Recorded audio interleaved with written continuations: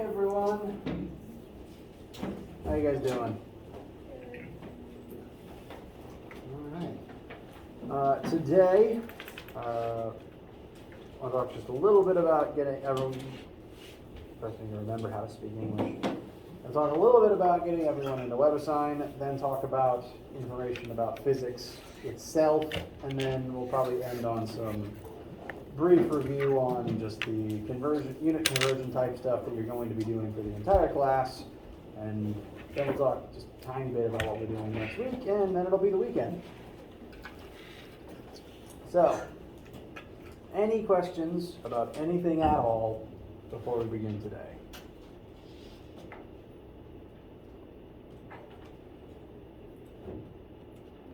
Okay. Any questions at all? Do please ask them at absolutely any time. To start with, I've been getting a couple of questions about WebAssign, and rightly so, because the company Cengage has made getting enrolled in it a far bigger pain than it needs to be. So, as a sort of brief tutorial on what I recommend doing, the syllabus has the class code in it. That is that string of letters and numbers right there, Phys1500. I recommend taking that number and then going directly to the WebAssign website. In the past, I've had Cengage, the company who owns WebAssign, link people through their own website, and that takes you down a huge rabbit hole of actually trying to find WebAssign itself and not some other thing that they're trying to get you to pay for. I recommend going directly to WebAssign itself, enter class key, paste that there, and click enroll. You will see this. That is what the book looks like, and that is just confirmation that this is the book that the questions are coming out of. You don't necessarily need the book, but do please get it if you want that physical resource. Class name, section, schedule, and then my name. Click continue.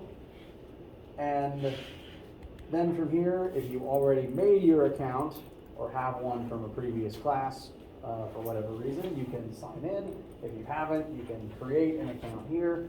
And then once you have done either of those steps, you will be asked, I believe, one problem with this whole thing is I don't frequently see the student side of the program. I only see the instructor side of it. But the data that I am remembering from past years is you'll be taken to a screen where you'll be asked for an access code, but at some point in the process, there should be a way for you to get a 1-month trial period that will allow you to access the class and see all of your assignments, even if you don't have a code yet. Because I know some students ordered a book and code or just a code through the book service, and for some reason the codes ship like physical books as opposed to a string of numbers that someone can just email to you, which is somewhat infuriating. Even if that hasn't shown up yet, you should still be able to get into your class using the 1-month trial period.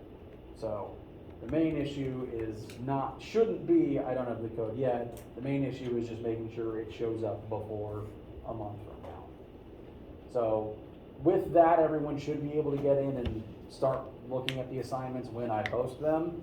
Again, your main focus right now should just be making sure you can get into the class. And that I'm going to go ahead and be posting the first homework and the first quiz.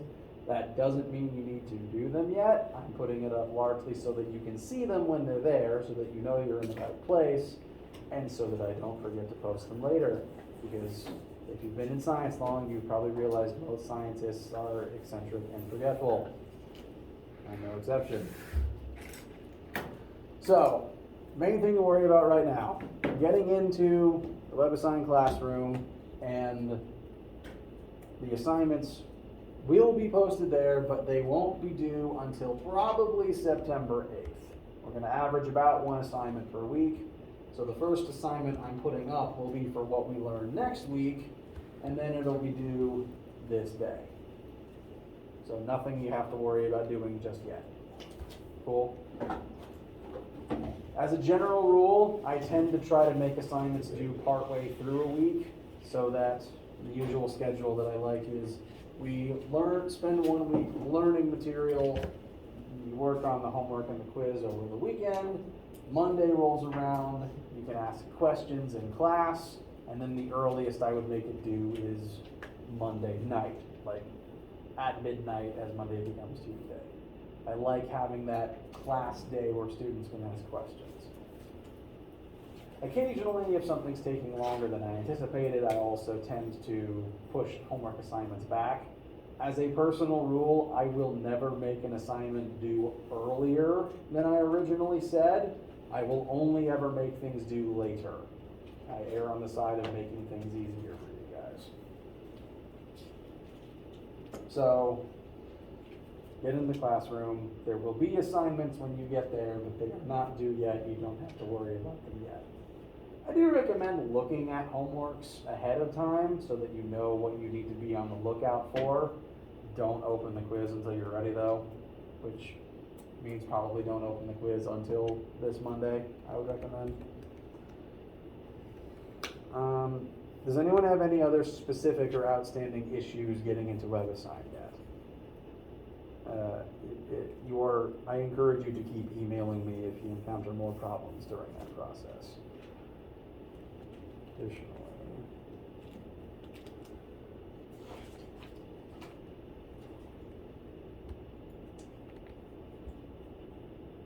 for some reason, every time I try to go to my own WebAssign account, it logs me out. Like I'll go to the page and it says, now logging out, now you can log in.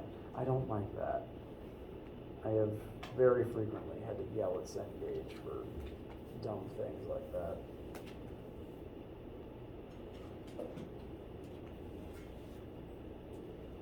Yes? For some reason, I did the whole process, but it keeps it white like this, and I can't even access anything. Oh, that's not great. How to change your browser? How to change your browser?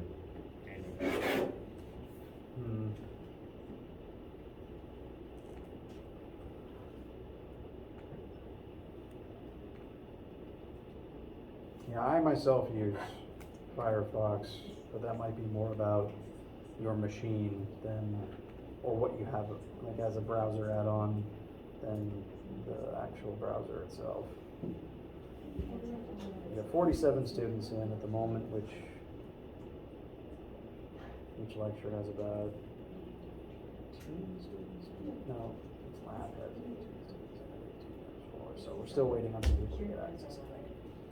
But that is okay. Just keep working on that, and hopefully I'll have everyone in by next Monday when we start actually talking about the material that will be on the first assignment. Any questions about that? Or please get back to me regarding that particular issue. Anything else before we move on? Okay.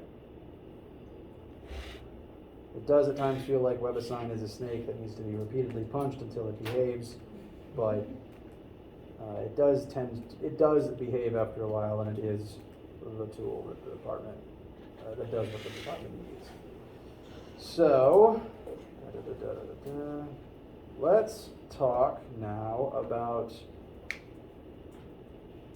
physics and the definition of physics, but also a bit about science in general. I am a physicist. I like physics, and the fact I get paid to talk about it is really nice for me. Because I'm a physicist, I tend to be rather biased towards liking my own subject, and I tend to give explanations in terms of raw physicsy information. I am aware, though, that there's a bunch of other things you guys could probably be studying, and I know that none of you are physics majors based on the poll from the other day. So I'm going to try to be as unbiased in my descriptions of science and our examples in this class as possible. I want to try to incorporate as many types of examples as I can and show you the different ways that all that we're learning is useful in your life, so that you don't necessarily have to be a physicist to understand what I'm saying. Now, because I'm a physicist, I do tend to be of the opinion that physics is the most scientific science, because we I like to define physics as looking at the entire universe using math. The legend goes calculus was invented to do physics, so I view math as a tool to be able to examine the universe. But physics is technically a human invention, as with most science, and that means it is inherently flawed. And I want to acknowledge those flaws before we continue too far into actually learning about physics. Now, when I say physics is a human invention, I obviously don't mean that the universe is a human invention. What I mean is the discipline of studying the universe and all of the things that we've written down about it is a human invention. All of the words that we use to describe the universe and all of the equations that we have derived were derived by humans. And that means they're inherently flawed. All science is flawed, physics included. Even math is flawed, because human brains were the ones that put it to paper. That doesn't necessarily mean that what the universe is going to do what it does. It was put in place and continues to operate largely the same way, at least as far as we understand it, and it's going to keep doing that, as far as we understand it. The imperfect part is our understanding of that universe and the terms that we try to use to describe it. To give kind of an example of the imperfection of science, let's mentally go back probably about at least 2,000 years to Greece, where some of the famous, at least the more well-known Western first thinkers like Plato and Aristotle and those types of philosophers, who were arguably also the first physicists, because they were thinking about the universe in addition to ethics. They started thinking about what the world is made of. They gave the foundations for what would eventually become our understanding of atoms. But at the time, their technology and their understanding was still very limited, so they were still operating under the assumption that every single thing is made up of some combination of earth, air, water, fire. Our understanding has developed a bit since then. But already off the bat, that tells you science was flawed from its inception. Fast forward at least 1,000 years to the time of Sir Isaac Newton, and Newton is regarded as a very important figure within modern Western physics.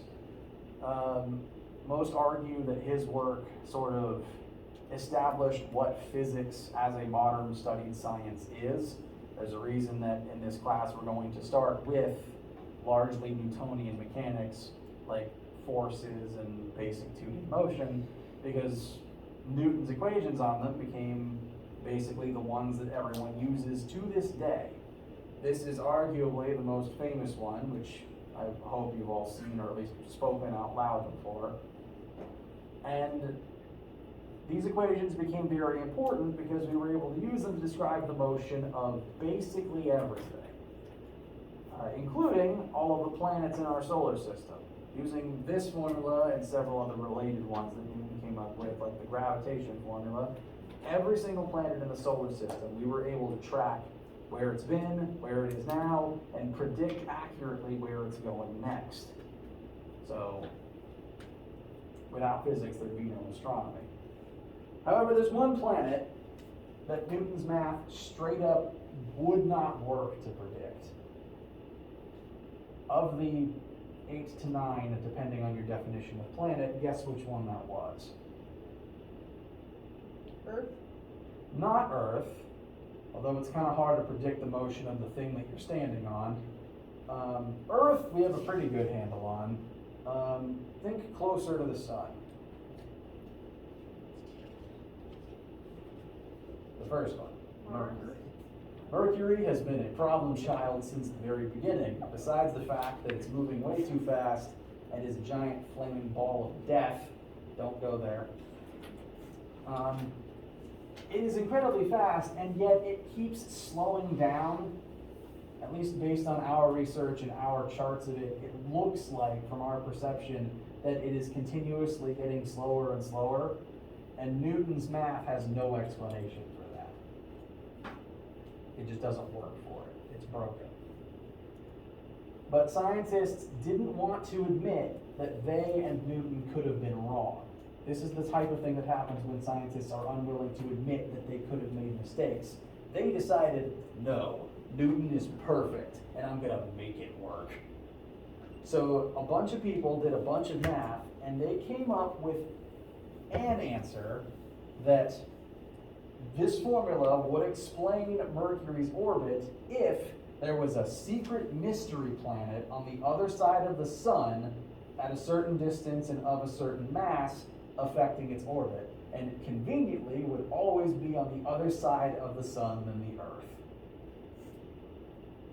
This planet, because at least Western scientists have been naming planets after Roman figures, was called Vulcan. And because scientists wanted so badly for this to work and for this to be the case, astronomical charts and physical planet dioramas for about 100 years, I think, at least 50 years, had planet Vulcan on them.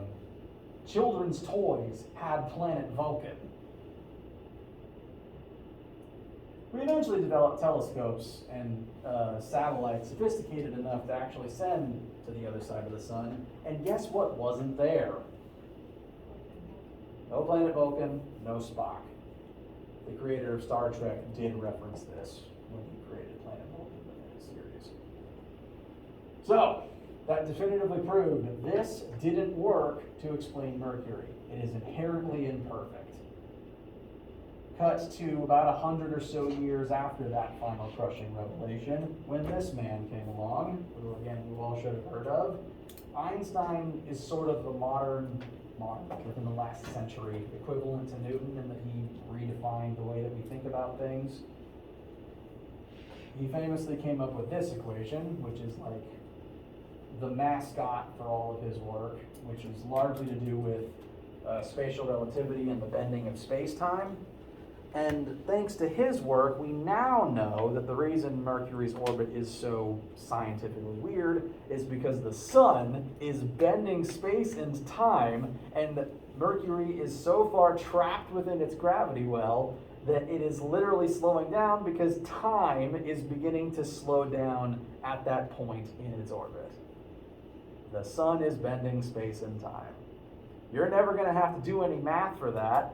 Thankfully, it's very hard. I just think it's super cool, and it's really weird, and if you've ever watched Interstellar, you've seen some of that weirdness. I like this story, though, to prove, based on this chain of events, science can be wrong, it is inherently imperfect, and we're continuously trying to make it better. That said, I'm going to still do my best to give you the best science that I can, the best explanations possible, and to help you, again, tap into that knowledge that you already have so that you can understand a little bit better, at least the planet you live on. Any questions? Comments? Haikus? Okay. Now, physics is science, and again, because I'm biased, I would argue it's the most scientific science. And in order to do science correctly, you have to, or at least the most scientific way possible, you do need to follow the steps of the scientific method. Because humans are imperfect and because everything we create is imperfect, we had to create these guidelines to try to make it at least as mathematically rigorous and work as structurally as possible. And as long as you follow these steps, you can technically make science out of anything. As one famous Mythbuster once said, the only difference between science and messing around is collecting and recording your data. As long as you write it down, you're doing science. And technically that means you can make science out of any discipline. Within this, wait, have I already explained this today? I've done this lecture twice already. Okay, thank you. Some fields of study lend themselves better to the scientific method and objective analysis than others. Most academics rank math as the most objective thing you can study because technically the numbers can't lie, they can just be really confusing. From there, physics is applied math. We use math to examine the universe. Chemistry is applied physics. Chemists will use physical interactions to look at mostly chemicals.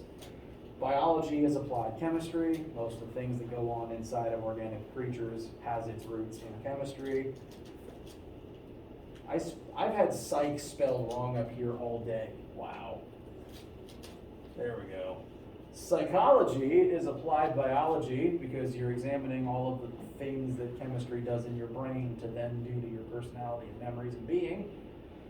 Sociology is applied psychology. You take all that information you studied and apply it to more than one human at a time.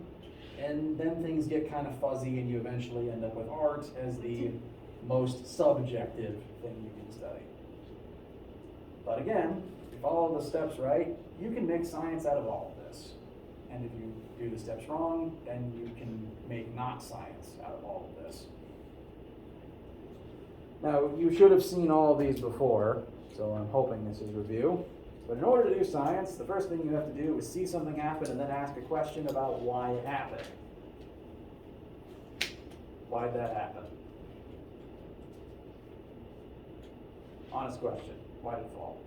Gravity. Trick question. Gravity is a concept that humans invented to describe why that happened. It happened because objects move towards each other. Gravity is just our best guess. But I'm not going to take points off on a test because you say it that way. But, you know, you're right. Famously, Newton watched something fall, and then he asked the question, well, why did that happen? Did a bunch of research, took a bunch of data, and eventually came to his conclusions about the phenomena that we now refer to as gravity. Although the real question should have been, why did the apple hit me on the head? I shouldn't have fallen asleep under an apple tree. So, observe something happen, ask a question about why it happened, then you do research, because you want to see if someone has already answered it. Generally speaking, you don't want to waste your grant money trying to find an answer someone else has already found. But this is the step that you guys are probably already really good at, because anytime you pull out your phone to Google a random question you had, that's research. It's just a lot faster these days. Thankfully, none of us have to carry around whole almanacs. Once you've done your research, you may have already found the answer to your question, but if you haven't, then you have to come up with your own explanation. That's the hypothesis. And a hypothesis, at its most basic, is really just an idea. It is your thoughts about why the thing you saw happen happened. It's not some fancy thing. It doesn't have to be worded a certain way. It's just an idea. And because it's an idea a human had, it can be very flawed. Because it can be flawed, you have to collect data in order to actually see if it's right or not. So you devise an experiment, you collect your data, and this piece right here, not even this paragraph, this one word right here, is actually the only part of the scientific method that is probably empirical truth. Because all we can really say for absolute certain about the universe is what we can measure about it. Every thought about what that data means is human analysis, which, as we've already determined, can be all kinds of broken. So this right here, this is the only part of the scientific method that is objectively what some people would just refer to as a truth. You can come up here and tell me how many markers are on the table, and unless someone can see a marker that I can't see, we're all probably going to agree on the same number of markers. So there is a truth to how many markers are on the table. That's the data part. Once you have your data, you determine whether or not it supports your hypothesis. If it doesn't, you need a new hypothesis. If it does, you keep repeating the whole cycle to make sure you have more data supporting your hypothesis. And eventually, if you can't disprove your hypothesis, you have to share it with other people. This is a lot easier than back in the old days where you just had to scream it into the street and hope there was another scientist within earshot. Again, you guys are probably pretty good at sharing your data because it's as simple as posting it somewhere. Really, that's all you're doing online. And if other people other scientists probably, look at your data, look at your hypothesis, keep testing it, keep finding more data in favor of it, it will eventually become a theory. And if after a couple hundred years everyone still agrees that the data supports it, it will become known as a law. This chain of events does mean that all laws of physics began as hypotheses of physics, which again means a human came up with them and that they're flawed. So the term laws of physics does not actually refer to the truths of the universe, it refers to our interpretation of them. The universe is what it is, and we are just trying to figure that out. But because every piece of science that we will ever do is inherently flawed, I don't think we're ever going to understand everything there is to the universe this side of heaven. So I kind of just want most scientists to stop arguing with each other and finally figure out cold fusion. I generally think that just not fighting is more productive. Anyway, you also do have to go through this chain of events to get to a law. If you can't actually perform an experiment on your hypothesis, it can never leave the hypothesis stage.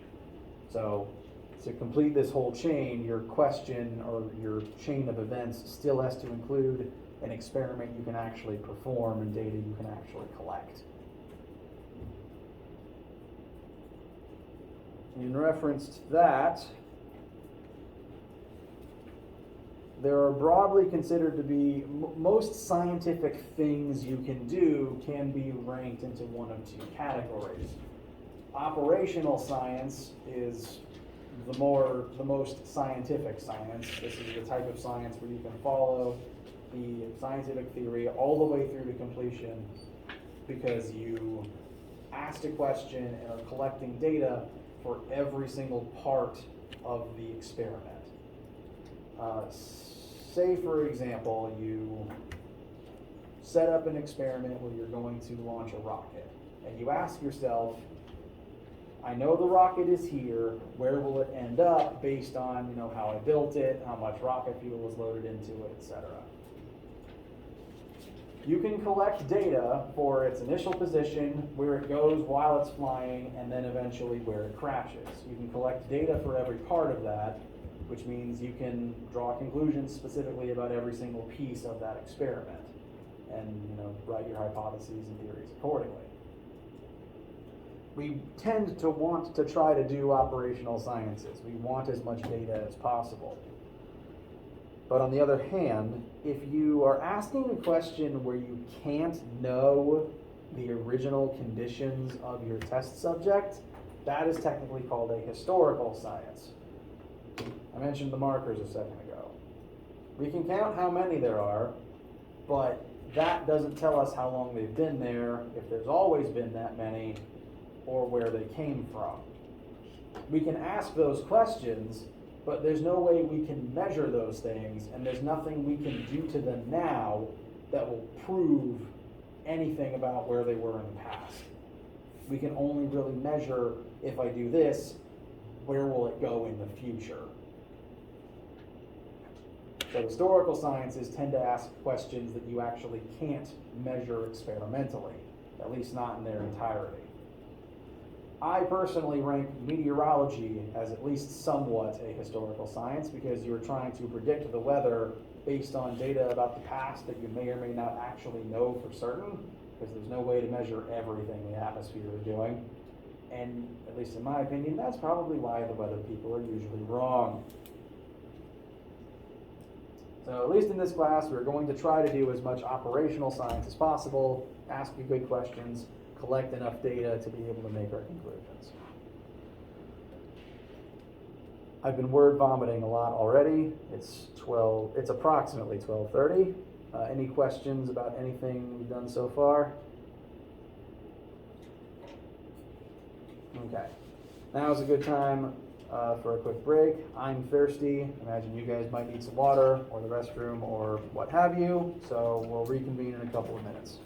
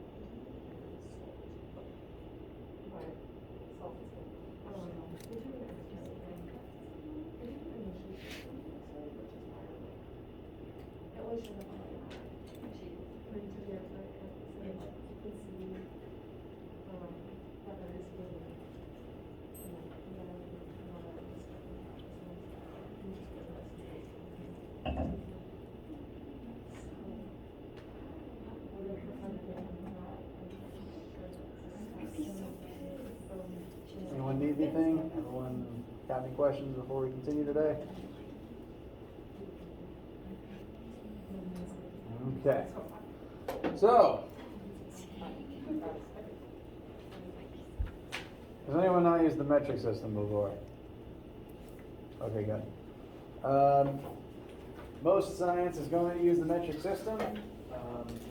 However, I was still raised here in the States with the empirical system, so I still have to convert things back into imperial units to often get a sense of scale for the numbers that I find. So in examples, I'll usually try to give you guys an idea of if we find this number, it converts back to this in feet or pounds so that everyone knows the size of the thing we're working with. But metric is nice though because of the convenience of the factor of 10 of all of the prefixes. We are going to be doing a lot of converting between metric prefixes and even between whole units in here, so it's worth looking back at them. Metric gives us our three base metric units of meter for length, liter for volume, and gram for mass. Weirdly, the imperial system doesn't really have its own unit for mass as far as I'm aware. We usually just tend to describe things in terms of their weight, but weight and mass are not the same thing. And the technically 6 most common prefixes are kilo, hecta, deca, deci, centi, and milli. Although, when was the last time any of you used a hectometer? Me neither. That's the one I remember least often.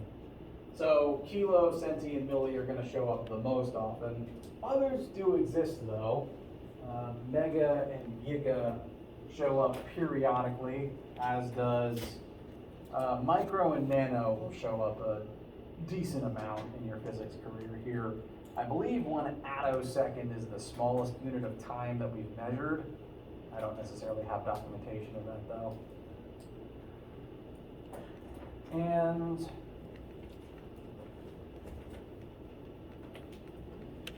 I personally like to put a diagram like this up on the board because some tactile people or visual people like myself kind of like using the skip jump method when converting between them, because occasionally very smart people, myself included, can remember that base and kilo are 1,000 times apart, but I myself have mistakenly multiplied where I should have divided and got the wrong answer.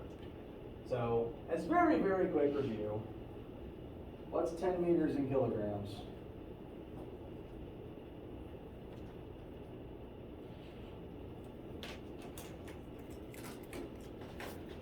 And I like the skip jump at least to make sure I'm going in the right direction. So decimal point goes 1, 2, 3 to the left. So that's going to give me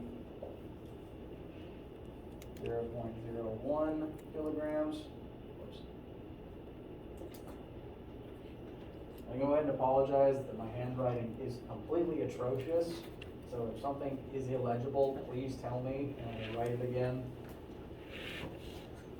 Additionally, I tend to put a 0 in front of a decimal point if the number is smaller than 0 and it would start on the decimal, just because some science teachers I've had have said it makes the decimal point more visible, it makes it more obvious the size of the number we're looking at. This is not required, it's just a habit I've gotten into, and it's something that might help you in other classes, just to make you aware of why I do it. I also kept the 0 after the 1 for sig fig purposes, but that's mostly out of habit. I will tell you if sig figs ever matter in here. I'm in the habit of doing this, but even I don't like bothering with them. Centigrams to kilograms. It's not a particular chain that's going to happen super often, but 1, 2, 3, 4, 5 to the left, that's 0.00100 kilograms. Whoops. And 1,000 kiloliters is blank milliliters. How many zeros is that going to amount to?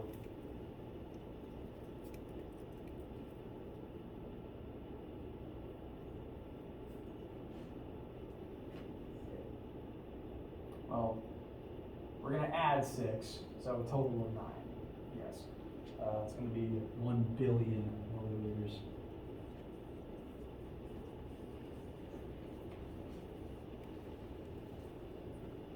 So, if I'm doing a bunch of converting work, I will tend to put this either on my page or up on the board, just to make sure I'm going in the correct direction, because, again, most physicists are pretty forgetful people. We will be doing a lot of these, so just make sure that you remember the prefixes, at least the most common ones, and the scales that they represent. Also, I want to do at least a couple of these types of conversions quickly, because I have my own specific way of setting them up that some people haven't seen before, and I just want to make sure it's not too absurdly confusing. If you have your own way of converting that is completely different to mine, please continue using it. I just want to make sure what I'm putting on the board isn't complete gibberish.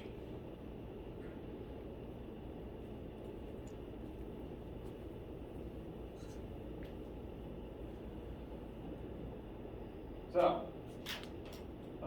first of the two on this slide, we are asked how many seconds are in one day. We start with 1 day, and we want to end up with seconds. I've heard this thing that I do referred to as a railroad method, because it kind of looks like setting up railroad tracks, although I haven't seen a railroad with one tie down the middle, so it's probably more like a fence. I want to cancel out 1 day and eventually end up with seconds. So I'm going to start filling in the railroad 1 day under 24 hours.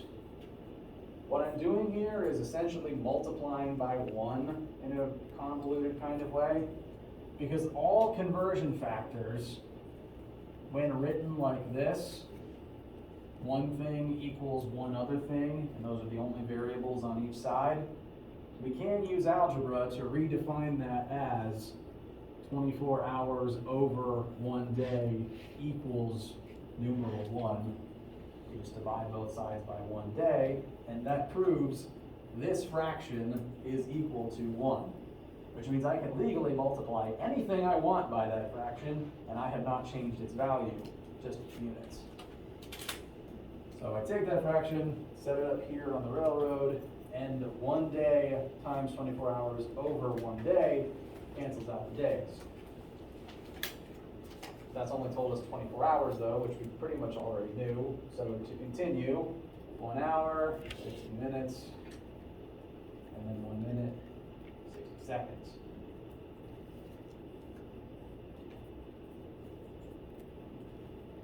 Hours cancel, minutes cancel, and that leaves us with seconds. Has anyone never seen this tactic before? Okay, a couple different directional head nods. So how many seconds does that ultimately leave us? 86,400. Very good.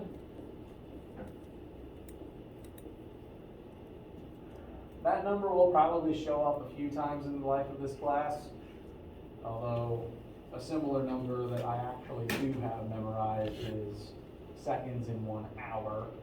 So this one probably shows up more often.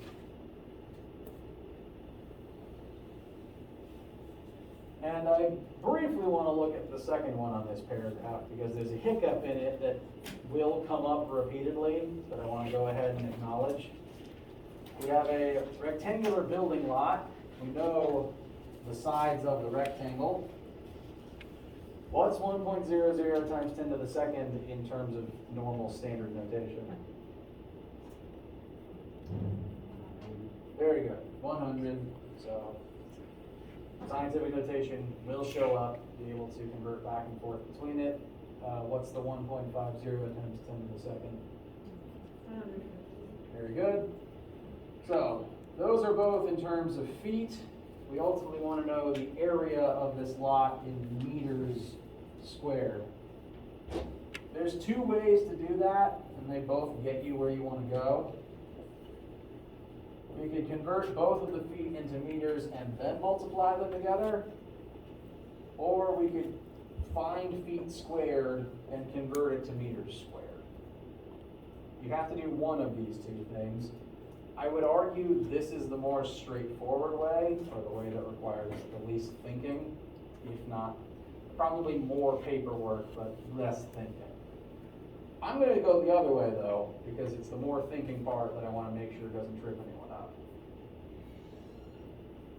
So, how many feet squared is this lot to start with?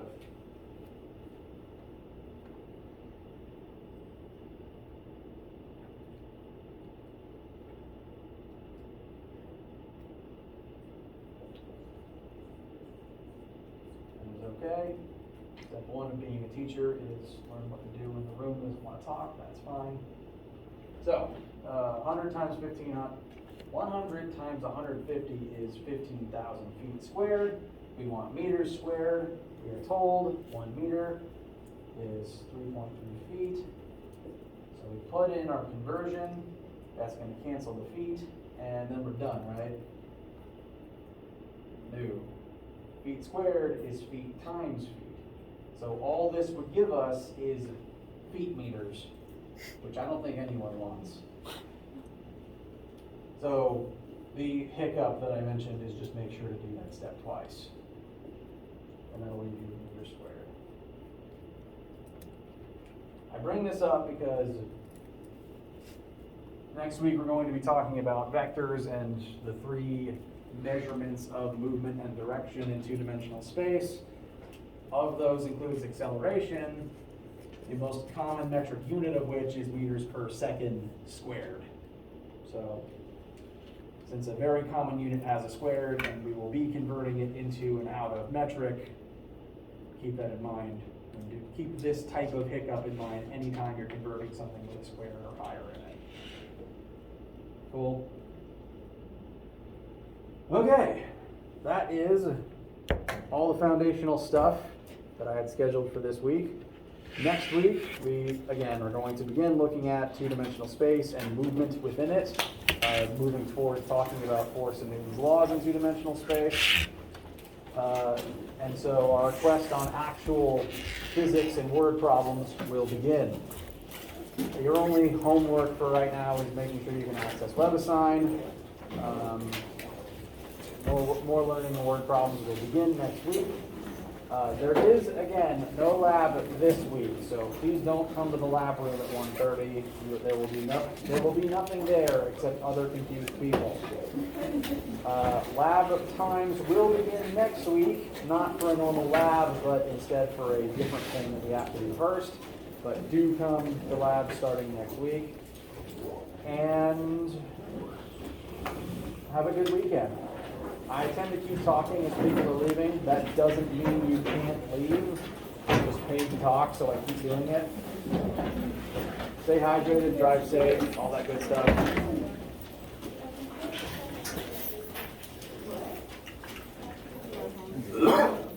Excuse me.